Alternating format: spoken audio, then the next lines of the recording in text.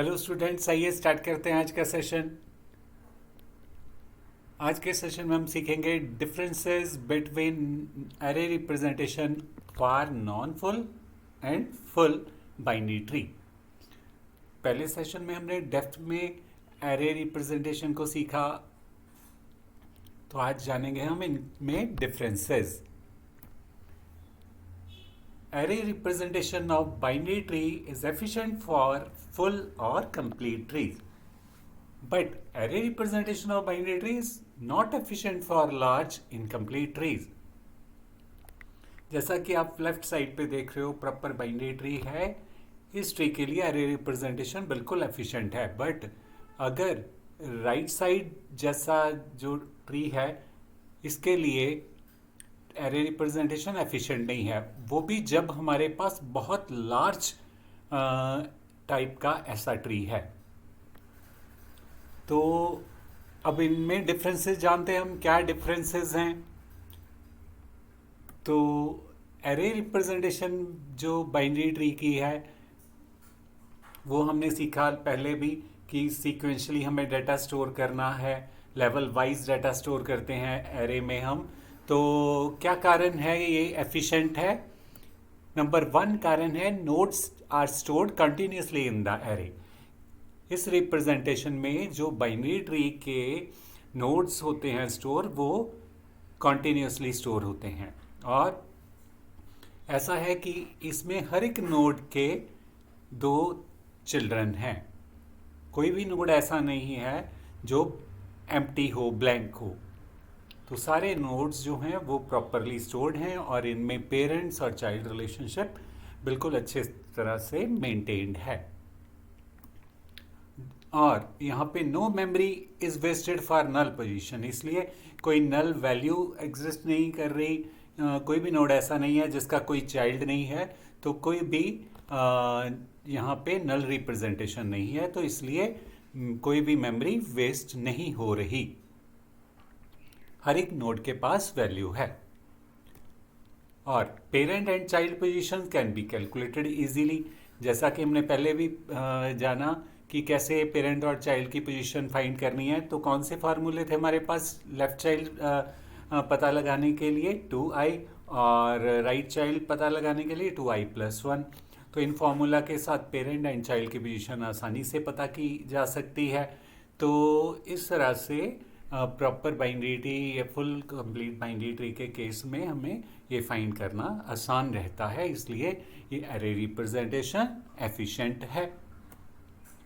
और किसी भी चाइल्ड और पेरेंट की पोजीशन को सर्च करना है तो वो भी फास्ट होता है इसमें। तो ये कारण है इसके एफिशिएंसी के, एफिशिएंट होने के। पर क्यों ऐसा जो स्क्यूड ट्री है वो एरे रिप्रेजेंटेशन जो है उसकी बाइनरी ट्री के साथ इनएफिशिएंट है? या तो हमने स्मॉल ट्री लिया हुआ है, तो हमारे पास जो है इनकम्प्लीट ट्री बड़ा भी हो सकता है। तो बड़े के केस में हमने ये भी सीखा कि इसको कैसे फुल बाइनरी ट्री में कन्वर्ट करना है। जो चाइल्ड किसी भी नोड के नहीं है तो वहाँ पे हम -1 के साथ रिप्रेजेंट करते हैं। जैसे यहाँ पे 1 का लेफ्ट चाइल्ड है बट राइट चाइल्ड नहीं है, तो हमने उसका राइट चाइल्ड जो है वो रिप्रेजेंट कर दिया -1 के साथ, ताकि पेरेंट और चाइल्ड रिलेशनशिप बना रहे प्रॉपरली।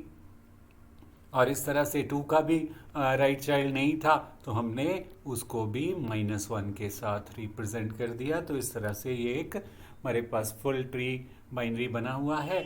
और इसको एरे के साथ रिप्रेजेंट करना है तो लेवल वाइज जैसा आप स्टोर करते ही हो, 0th लेवल पे जो है वो 1 वैल्यू और 1 स्टोर हो गई, फिर सेकंड लेवल की वैल्यू स्टोर कर ली हमने, फिर थर्ड लेवल की हमने कर ली। तो पहला 0th लेवल था, दूसरा फर्स्ट लेवल था और तीसरा जो है वो सेकंड लेवल था।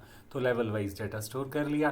तो यहाँ पे आप देख रहे हो कि -1 लिया हमने, क्योंकि 1 का राइट चाइल्ड तो है ही नहीं ना, 2 का है। तो इसलिए देखा जाए तो ये एक तरह से एक्स्ट्रा स्पेस ऑक्यूपाई हो रहा है मेमोरी में वेस्टेज हो रही है। ओनली वैल्यू तो ओनली स्ट्रीम में जो यूजेबल हैं ओनली वो 3 हैं, 1 2 3। तो इसलिए many positions in the array remain empty, और मैनी पोजीशन जो है एरे में वो एम्प्टी रहती हैं। अगर हमारे पास ऐसा बहुत सारा बड़ा ट्री होगा तो वहाँ पे ऐसी बहुत सारी वैल्यूज़ होंगी। यहाँ पे हमें -1 के साथ रिप्रेजेंट करना पड़ेगा, और वो उनका यूज़ में नहीं होगा और वो एम्प्टी रहेंगी, और इस तरह से सिग्निफिकेंट मेमोरी वेस्टेज हो जाती है ऐसा करने से।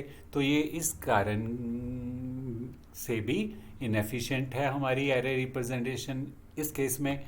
और array size is much larger than actual number of nodes, और एरे का size actual number of nodes से कितना बड़ा बन जाता है। एक्चुअल नोड तो 3 ही हैं जो यहाँ पे प्रॉपर वैल्यू रखी हुई हैं, तो बाकी तो एक्स्ट्रा स्पेस ले रहे हैं, तो एरे का साइज ग्रो कर रहा है इस तरह से, तो टोटली मेमोरी वेस्टेज है। तो इसलिए array representation becomes inefficient for such trees, ऐसे ट्री के लिए इनएफिशिएंट हो जाती है रिप्रेजेंटेशन। तो सेशन को यहीं स्टॉप करते हैं, मिलते हैं नेक्स्ट सेशन में नेक्स्ट टॉपिक के साथ।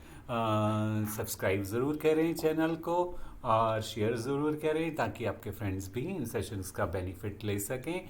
जैसा कि हम हर एक सेशन में कहते हैं कि डेटा स्ट्रक्चर और डीबीएमएस ऐसे 2 सब्जेक्ट्स हैं जो कि साउंड करने हैं हर एक बीसीए एमसीए बीटेक वाले स्टूडेंट्स को, क्योंकि मैक्सिमम क्वेश्चनिंग इंटरव्यू में इन्हीं सब्जेक्ट्स में की जाती है। तो नेक्स्ट सेशन में हम सीखेंगे linked representation for binary tree. हमने एरे रिप्रेजेंटेशन को बिल्कुल कंप्लीट कर लिया है, अच्छे से सीख लिया है। कोई डाउट हो तो कमेंट ज़रूर करें। तो have a nice time, bye bye.